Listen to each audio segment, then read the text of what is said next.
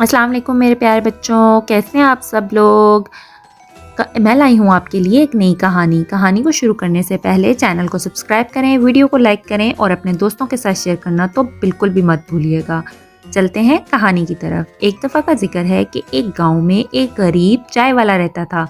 वो चाय बनाता था, चाय का बिजनेस करता था और उसका एक बेटा था जिसका नाम था शहजी। शहजी बहुत अच्छा था, वो अपने बाबा की बहुत हेल्प करता। वो सुबह सुबह अपने बाबा के स्टॉल पर जाता, उनके साथ हेल्प करता और फिर वो अपने स्कूल जाता।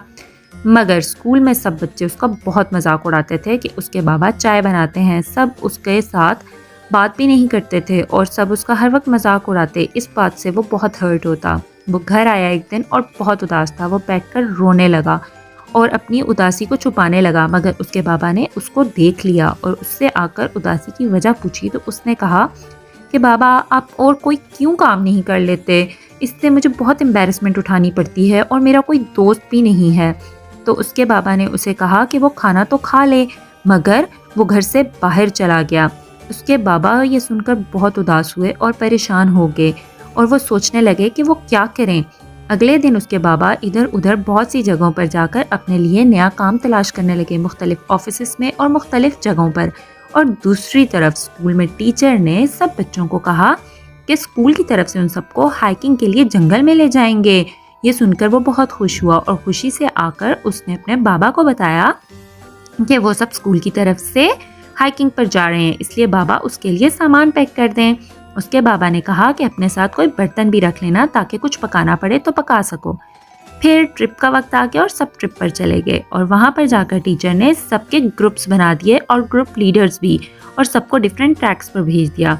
जब वो शहजी अपने ग्रुप को लेकर ट्रैक पर गया तो सब थक गए और थक कर रेस्ट करना चाहिए, मगर शहजी ने मना किया, लेकिन किसी ने उसकी ना सुनी और वहाँ बैठकर खाना खाने लगे। दूसरी तरफ टीचर्स बहुत आगे निकल गए थे और जब शहजी और उसका ग्रुप चले तो जंगल में खो गए और फिर वहाँ रात होने लगी और सब मदद के लिए पुकारने लगे, प्लीज़ हेल्प, मगर कोई न था। फिर उन सब ने जंगल में ही एक जगह बैठना मुनासिब जाना कि टीचर आए तो हमें यहाँ ढूंढ लेंगे, और उन्होंने वहाँ आग भी जला ली क्योंकि वहाँ बहुत ज़्यादा ठंडी हवाएं चल रही थीं और वो बहुत डरे हुए भी थे। उन्हीं के एक क्लास फेलो जॉनी ने कहा कि ठंड से ही हम मर जाएंगे अगर किसी जानवर ने ना खाया हमें तो। फिर तभी उन्होंने अपना लंच बॉक्स निकाला और फिर खाना देखा तो वो भी एंड पर था और पानी भी उनके पास बहुत कम रह गया था। तभी शहजी ने कहा क्यों ना हम चाय बना लें, मगर पानी तो बहुत कम था। उन्होंने वहाँ से बर्फ़ ली और बर्फ़ को वहाँ पे पिघला कर चाय बनाई और फिर उस चाय से उन्होंने अपने आप को रिलैक्स किया इतनी ठंड में। और इसी दौरान उनके टीचर्स भी उनको ढूंढते हुए वहाँ पर आ गए और उनको रेस्क्यू करके वहाँ ले गए जहाँ पर सब बच्चे थे। वहाँ जाते ही जॉनी ने और बाकी सब बच्चों ने बताया कि कैसे शहजी ने उनको सेव किया और कैसे उन सबको संभाला, जिसकी वजह से वो महफूज रह सके।